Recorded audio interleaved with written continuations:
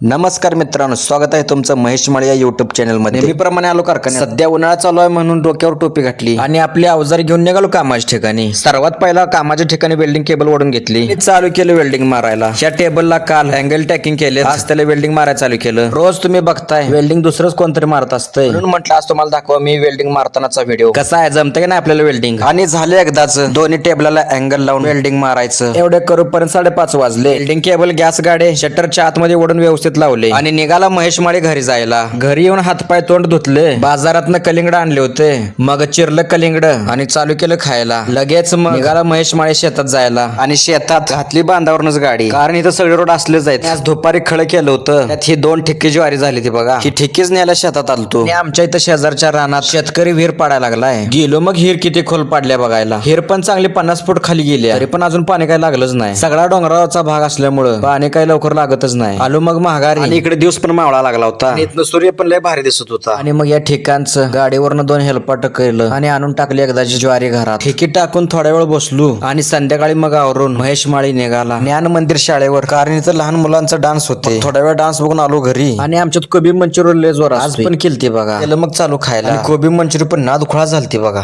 तुम्ही पण जाता जाता महेश माळी MM चॅनल तेवढं सबस्क्राईब करा. धन्यवाद.